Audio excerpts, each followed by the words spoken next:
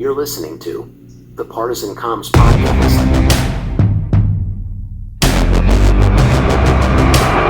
There is a signal broadcast every second of every day through our television sets. Welcome to episode 17. I'm Terrence. Today we'll explore false flag plans as a pretext for war, and we'll also examine an unconventional program designed to explore the possibility of using psychic abilities for practical intelligence gathering applications. The early 1960s were a period of tension between the United States and the Soviet Union. Tensions gradually escalated under the leadership of Fidel Castro as Cuba began to align itself with the Soviet Union, which posed a significant threat to the United States due to its proximity. During this time, a series of events would lead the world to the brink of war. For example, the failed Bay of Pigs invasion in 1961, which was an attempt by the American government to overthrow Castro, strained relations and highlighted the United States' determination to counteract the spread of communism. Another event was the deployment of American Jupiter nuclear missiles in Italy and Turkey, which was seen by the Soviet Union as an existential threat. Additionally, the July 1962 agreement between Nikita Khrushchev, who was the first secretary of the Communist Party of the Soviet Union, and Fidel Castro to deploy Soviet nuclear missiles in Cuba to deter a potential U.S. invasion. The growing threat of communism prompted some in the leadership of the U.S. government to begin planning ways to generate the support of the American public for a possible war against the Castro regime. Operation Northwoods was a proposed false flag operation by the United States Department of Defense and the Joint Chiefs of Staff in early 1962, and the plan aimed to orchestrate acts of terrorism against American citizens and military targets, subsequently blaming these actions on the Cuban government. Proposals against the Cuban government called for Central Intelligence Agency operatives to stage acts of terrorism against both United States military and civilian targets. Those acts would then be blamed on Cuba and used as a pretext for war against the Cuban government. Some of the proposals included simulating the hijacking of civilian aircraft to fabricate evidence of Cuban involvement, conducting bombings and sabotage in American cities and military installations, all designed to appear as acts of Cuban aggression. Additionally, creating fake funerals for mock victims of supposed Cuban attacks to generate public outrage, as well as utilizing the media to disseminate false information about Cuban actions and intentions. The rationale behind these proposals was not only to provoke Cuba to react, but also to manipulate public opinion by making the circumstances appear that a legitimate military intervention in Cuba was justified and necessary. The main Operation Northwoods proposal was presented in a document titled Justification for U.S. Military Intervention in Cuba, written by the Department of Defense and the Joint Chiefs of Staff. The idea was to create a pretext to show that there was an attack by Cuba on the United States, and the idea was to have U.S. personnel from the CIA and other places secretly create terrorism in the United States. The documents actually said people would be shot on American streets, bombs would be blown up. And again, all this, the evidence would be laid to point the finger at Castro. One other idea was they were going to they had a very complex plan where they were going to take an aircraft and load it with CIA people who looked like college students, fly it over to have it take off from an airport in Miami with a lot of publicity, and then it would quickly, after it got into the air, land at a secret CIA base. At that same time, an identical plane would take off from that CIA base, except this plane would be empty. And it would be remotely piloted from the ground. It was a drone plane that would be very similar to the passenger plane that had just taken off. And once the plane was over Cuba, there was going to be a tape recorder that would have played a distress call into a microphone saying help were being shot at, and a few minutes later, once the plane was over the Caribbean Sea after it passed over Cuba, it would have somebody would have pressed a button on the ground, blowing up the plane, and they would have blamed Cuba for killing a plane load of American college students.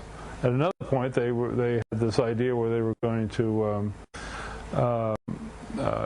actually John Glenn was going to go into his first space mission around that same time, and part of the plan was that if Glenn's rocket accidentally blew up on liftoff, they were going to plant evidence making it look like that it was Cuban sabotage that blew it up. These were all outrageous plans. They made their way all the way up to Secretary of Defense McNamara.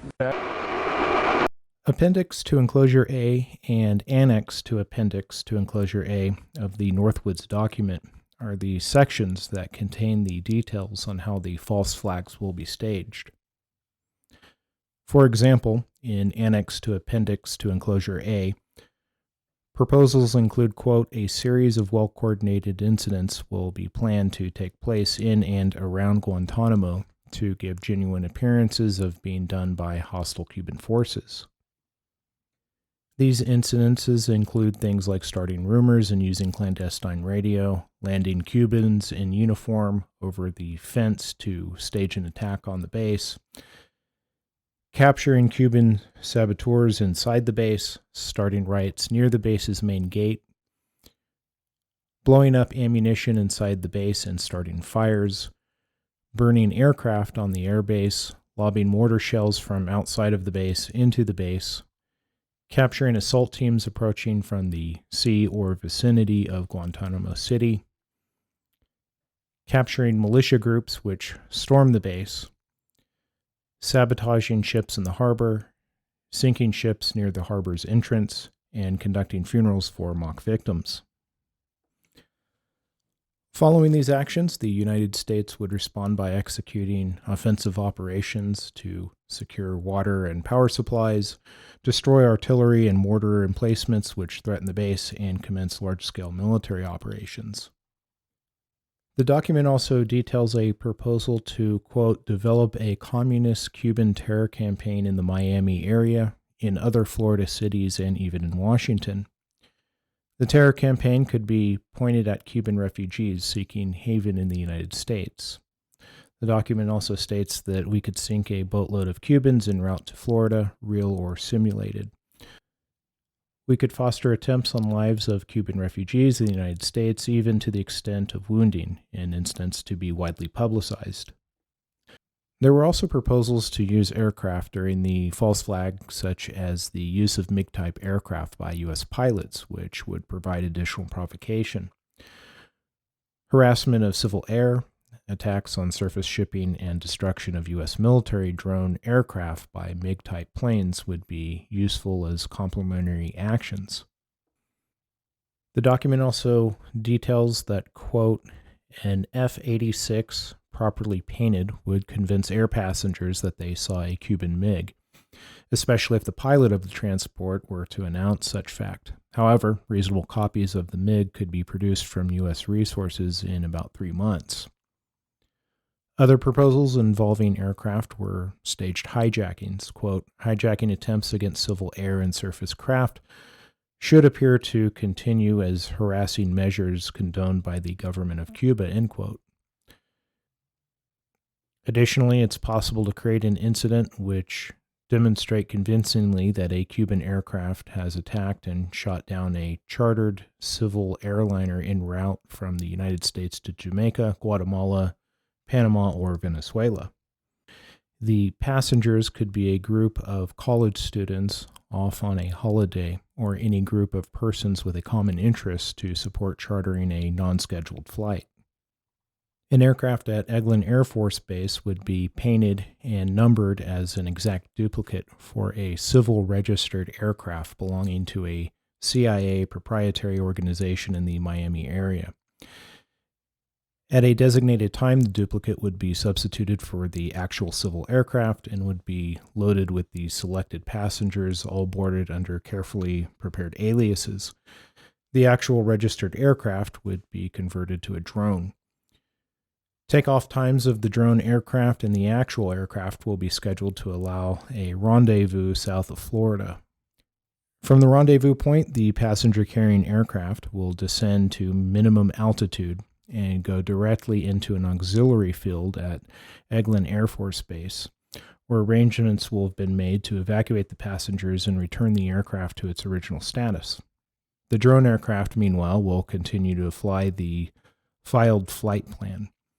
When over Cuba, the drone will begin transmitting on the international distress frequency a Mayday message stating he is under attack by Cuban MiG aircraft.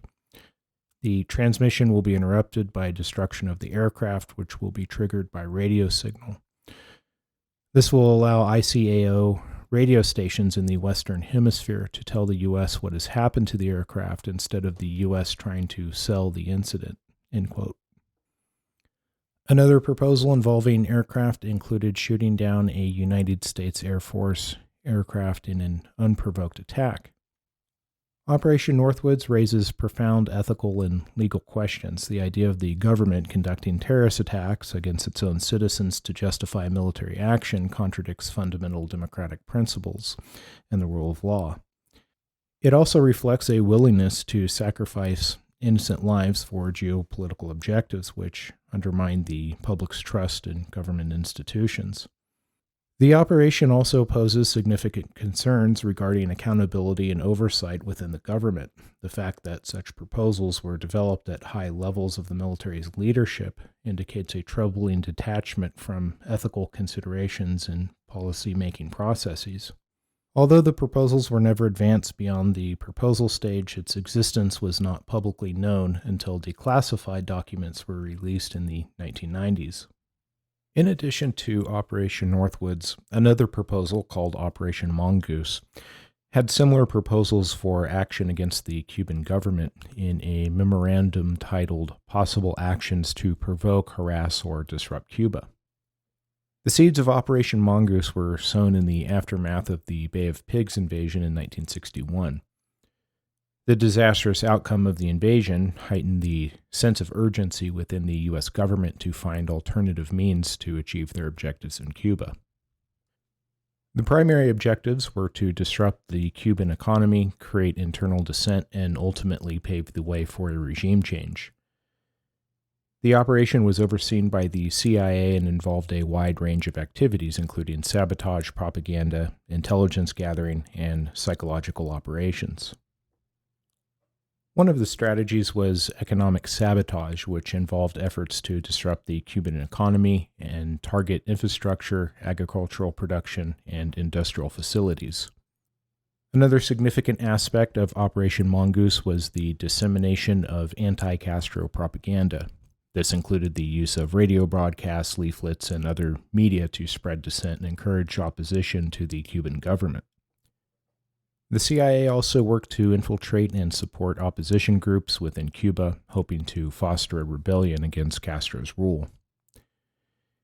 In addition to these proposals, there were numerous attempts to assassinate Fidel Castro. These plots ranged from the use of poison and explosive devices. While many of these assassination attempts have since become infamous, none of them succeeded in eliminating Castro. Operation Mongoose faced numerous challenges that hindered its effectiveness. The Cuban government, with the assistance of Soviet intelligence, was able to thwart some of the CIA's efforts. Despite the extensive resources and efforts devoted to destabilizing the Cuban government, it ultimately failed to achieve its primary objective of overthrowing Castro.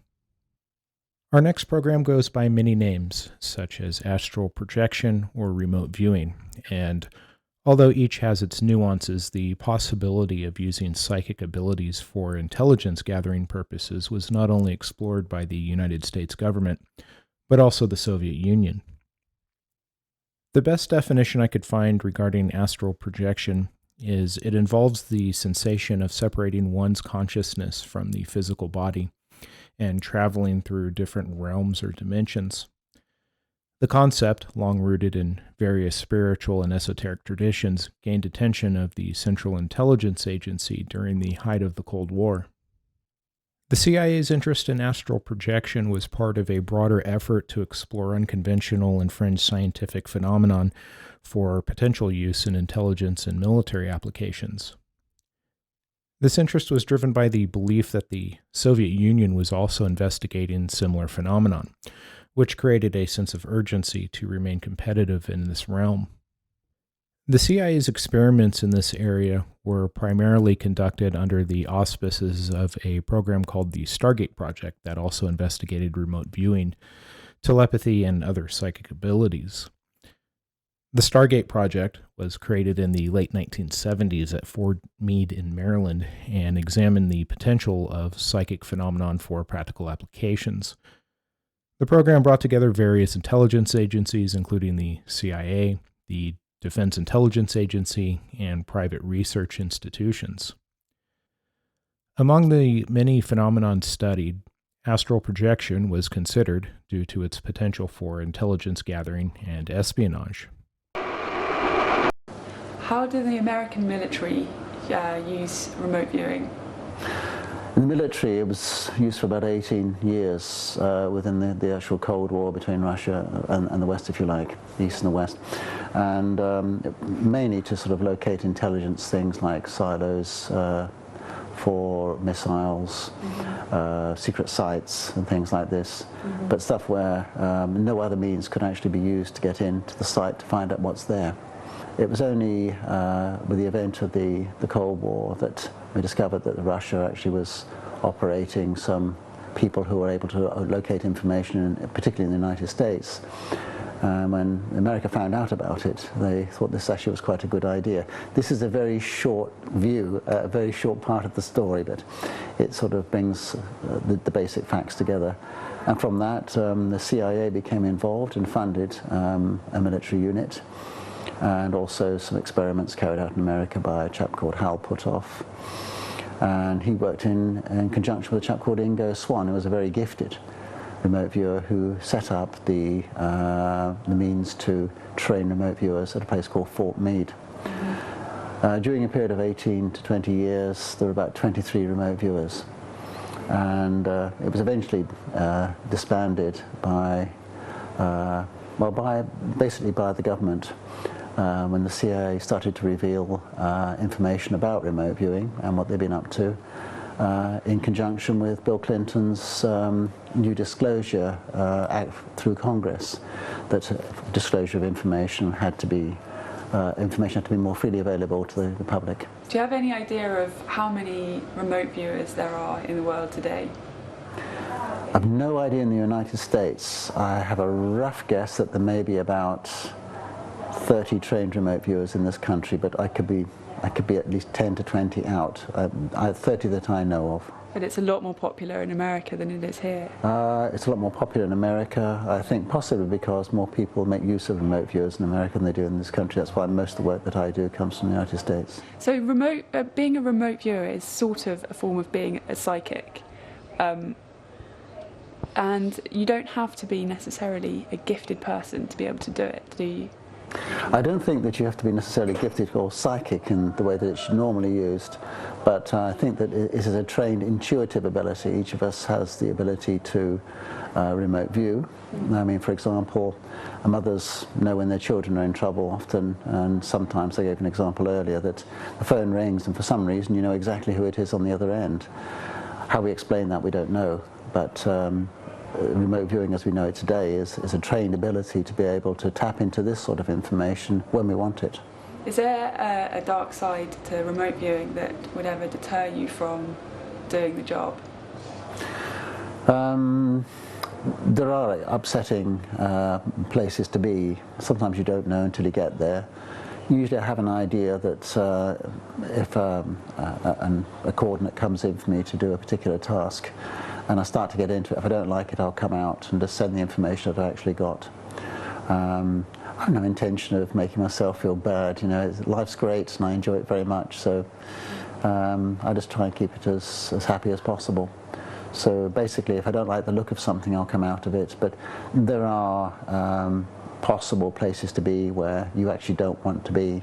And as you know from your own experience, you do get feelings about places, as you did with your own tasking. You get a feeling about a place, and if you're right immersed in that and fairly well practiced, you know that's not a place you want to be. You get out as fast as possible.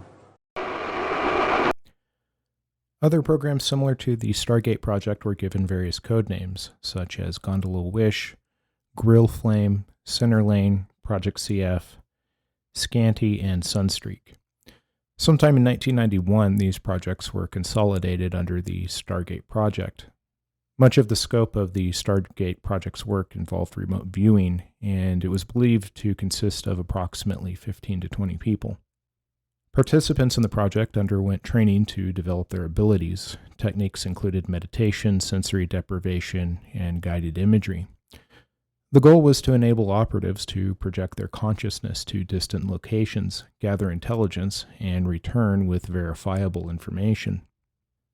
The Stargate project was declassified in 1995 when the CIA determined attempts at remote viewing wasn't an effective method for intelligence gathering, citing some of the information gained through the program either included irrelevant or vague and flawed data. However, feedback to those who were participating as remote viewers was allegedly rare as to not undermine the remote viewers' confidence. During the program, there were some observations which made the case for discontinuation of the program. For example, researchers were unable to determine if remote viewing was reliably demonstrated, as the study was unable to prove the existence of the origins and nature of this alleged paranormal phenomenon. Additionally, even if the study was able to prove that this phenomenon exists, the application for intelligence gathering was limited, as the information gained was ambiguous, making it difficult to formulate actionable intelligence.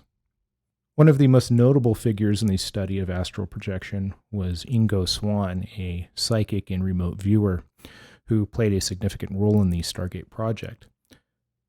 Swann claimed to have experienced successful astral projections and detailed descriptions of distant locations and events. What were you doing all those years, besides your artwork? In about 1977, all the work I was doing got classified, so I couldn't talk about it, and really still can't. And when I retired from all that in 1989, I just sat back to write books and, and sort of do the things I wanted to do. And although I eventually published 6 books, I have about 7 that nobody would publish. So I'm sort of working on those to get them sort of in print at least. There is talk on the net about the moon being an artificial satellite. To the extent that it wasn't originally here, it was sort of transported or brought here, if you want to think towed here, whatever. There is talk about the moon being not solid. There is talk about mining operations on the moon. There is talk about why our Apollo astronauts ended their missions and there was no follow-through when all that talk in the late 50s and 60s was about getting to the moon to colonize it, to mine it, and develop it. Let's start with a general overview of the moon, Ingo, and what about the moon got you intrigued with remote viewing it in the first place? How did that happen? Well, I was asked by some very mysterious people to do some remote viewing sessions about the moon, and they volunteered to pay me money, actually.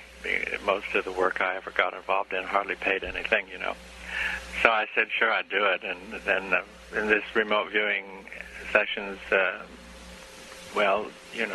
viewed some things on the moon that I thought were really outrageously strange, like people there and big structures and lots of activity and things like that. And this would have been after the Apollo missions or during? Yes, it was I think it started in 75 and went into 1976, and I was asked to have a 10-year confidentiality thing about it.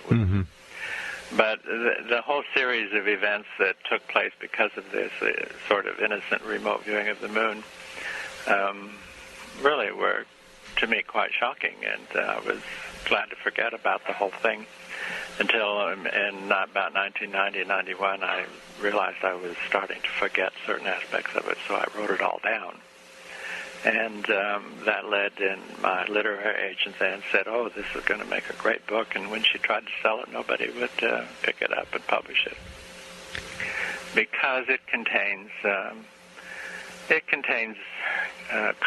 several concepts that are very embarrassing, I think, to the mainstream powers that be. Give us an idea of an embarrassing concept. Well, we've been taught many years that the moon was a dead place. There was no water, no air, no nothing, I saw air there, at least. I don't think I commented on water on the moon, but it's only in the last 2 years that the science has finally admitted that there is water and an atmosphere on the moon, but back in the 60s, this was denied. Everybody was taught to believe that it was a dead, airless satellite of Earth. Mm-hmm. Mm-hmm. And then even some of the NASA scientific missions there sort of discovered a number of things, like analysis of moon rocks suggests that they're about at least a half a billion years older than Earth is itself. So there is, if that would be true, and they think that that is true, then there's a question where the moon came from, and it would not be a natural satellite of Earth. And then the density of the moon is far less than would be expected if it was a solid satellite. So that means that it's probably got a lot of hollow cavities in it. And even Carl Sagan printed a statement way back when that a natural satellite cannot be hollow, and if the satellite's hollow, that means it's not natural. And no real scientist said it's a created or man-made type of thing, but that's the direct implication there. And if you don't know much about the moon and you don't know much about ETs and things like that, then none of this makes any sense. But if you know more and more and more about it, then a whole bigger picture begins to unfold. You really can't avoid it anymore.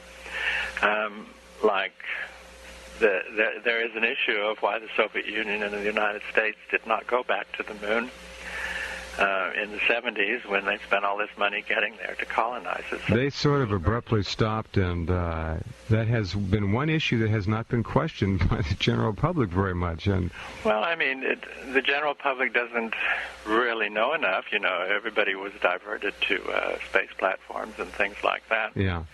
But the moon we didn't go back to the moon. As previously noted, the results of these experiments were mixed. While some participants reported vivid and detailed experiences, skeptics argued that the results could be attributed to imagination, suggestion, or psychological factors rather than genuine astral travel. The CIA's exploration of astral projection raises important ethical and scientific questions. From an ethical standpoint, the use of taxpayer funds to investigate fringe phenomenon with questionable scientific validity can be seen as a misuse of resources. Additionally, the potential psychological impact on participants subjected to these experiments deserves consideration as well. Conversely, proponents of remote viewing highlight the consistency of certain findings across different studies and the anecdotal evidence of successful remote viewing sessions. They argue that remote viewing may represent a form of perception where information is accessed beyond the constraints of space and time. The study of astral projection and remote viewing is a fascinating chapter in the history of the intelligence community. While the results of these experiments were inconclusive and often controversial, they reflect the lengths to which intelligence agencies were willing to go in their quest for innovative solutions during the Cold War. Anyway, that's all I have for this episode. Thank you for listening, and if you enjoyed this podcast, please subscribe, rate, or write a review.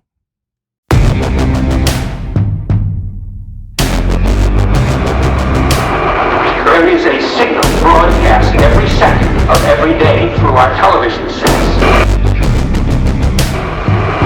Mark my words, AI is far more dangerous than nukes.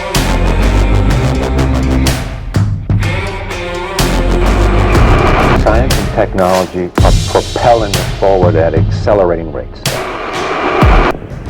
Engines throttling up, 3 engines now at 104%.